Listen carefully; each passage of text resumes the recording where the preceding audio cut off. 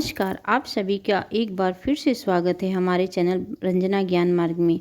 आप सभी को नवरात्रि के 7वें दिन की हार्दिक शुभकामनाएं। नवरात्रि के 7वें दिन आज सुनते हैं माँ कालरात्रि की कहानी। माँ दुर्गा के 9 रूपों में से एक हैं जिन्हें 7वें दिन माँ कालरात्रि की पूजा की जाती है। माँ कालरात्रि 9 दुर्गा में से एक है जिनकी पूजा नवरात्रि के 7वें दिन की जाती है। इस दिन को महासप्तमी भी कहा जाता है। माँ दुर्गा के यह अवतार बुराई का नाश करने के लिए है। उन्होंने इस अवतार को धारण करने के लिए शुंभ निशुंभ और रक्त बीज जैसे दानों का वध किया था। आइए सुनते हैं माँ दुर्गा के कालरात्रि स्वरूप की कथा। माँ दुर्गा के इस रूप को सबसे शक्तिशाली माना जाता है। इनके शरीर का रंग घने अंधेरे की तरह है।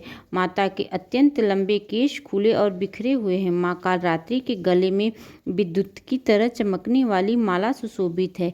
4 भुजाओं वाली कालरात्रि देवी गधे पर मंडित रहती हैं। इनके बाएं हाथ में लोहे का कांटेदार अस्त्र अलंकृत है और दूसरे हाथ में एक कतार है। माँ कालरात्रि का दायां हाथ हमेशा ऊपर की तरफ उठा रहता है, जो लोगों को सदैव अपने आशीर्वाद से सुसज्जित करती रहती हैं। उनका नीचे वाला हाथ भक्तों को आश्वासन देने के लिए है। वह माता के संरक्षण में भय मुक्त होकर रह सकते हैं। माता को गुड़ का भोग बहुत प्रिय है। उन्हें लाल रंग के वस्त्र और गुड़ उनको अति प्रिय हैं। तो चलिए सुनते हैं माँ कालरात्रि की पौराणिक कथा सुनने के लिए। तो आरंभ करते हैं कथा। जब दैत्य शुंभ निशुंभ और रक्तबीज ने तीनों लोकों में हाहाकार मचा रखा था, तब चिंतित होकर सभी देवता गण भोलेनाथ के पास गए और उनसे रक्षा की प्रार्थना करने लगे। भगवान शिव ने माता पार्वती से राक्षसों का वध करने को अपने भक्तों की रक्षा करने के लिए कहा। शिव जी की बात मानकर माता पार्वती ने दुर्गा का रूप धारण किया और शुंभ पार्वती ने उनके सामने नतमस्तक होकर उनका आशीर्वाद लिया और वहां से जाने की आज्ञा मांगी और दानवों का वध करने को निकल पड़ी। माता पार्वती ने दानवों को वध करने के लिए माँ दुर्गा का रूप धारण किया। इस रूप में वह सिंह पर सवार करती हुई अति मनमोहक और शक्तिशाली लग रही थी। माता को देखकर सभी राक्षस अचंभित हो गए।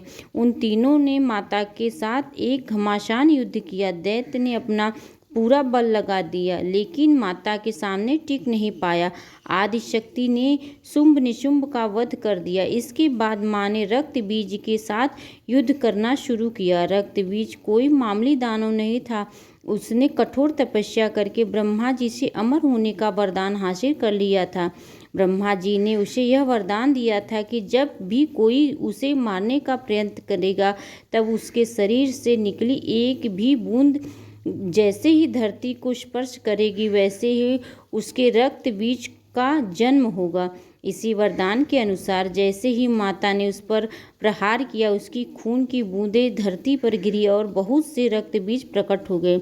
उसी क्षण माता ने कालरात्रि रूप का धारण किया और माँ दुर्गा के शरीर में एक और ऊर्जा का संचार हुआ और माँ कालरात्रि का निर्माण हुआ। भले ही वह दानव बहुत शक्तिशाली था, लेकिन माता से जीत पाने का सामर्थ्य उसके अंदर नहीं था।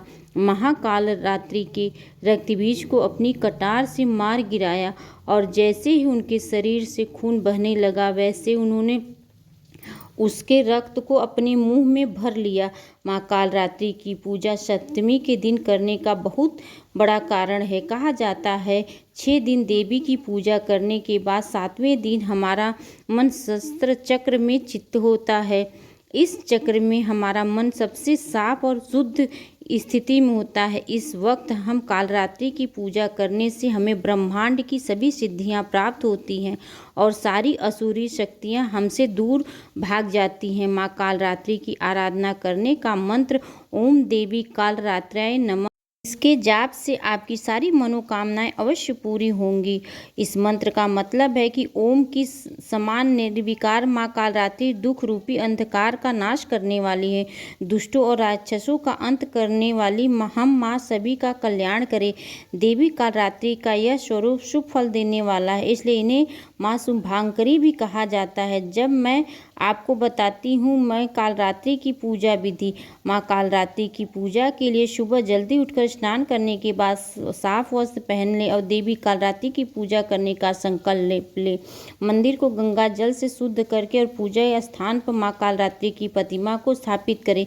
घी का दीपक जलाएं और माता को जयकारा लगाएं। रोली, रक्षत, गुड़हल के फूल, लौंग, बतासा, गुलगुल और गुड़ आदि समर्पित करें। माँ कालरात्रि को गुड़ से बनी चीज़ों का भोग लगाना बहुत ही शुभ माना जाता है।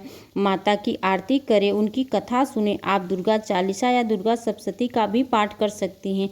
लाल चंदन की माला माँ को कालरात्रि के मंत्रों का जाप करें और माँ कालरात्रि को गुड़ का भोग बहुत प्रिय है, इसलिए उन्हें गुड़ या गुड़ से बनी चीज़ों का भी भोग जरूर लगाएं। देवी सर्वभूतेषु कालरात्रि रूपेण संस्थिता नमस्तस्यै नमस्तस्यै नमस्तस्यै नमो नमः।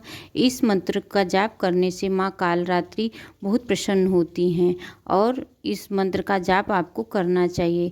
तो दोस्तों, यह कथा आपको कैसी लगी वीडियो में कमेंट्स करके ज़रूर बताइएगा और हमारे चैनल को सब्सक्राइब ज़रूर करिएगा। कमेंट्स बॉक्स में जय माता दी अवश्य लिखें। मिलते हैं माता रानी की एक और कथा के साथ। वीडियो को अंत तक देखने के लिए आप सबका दिल से धन्यवाद। जय माता दी।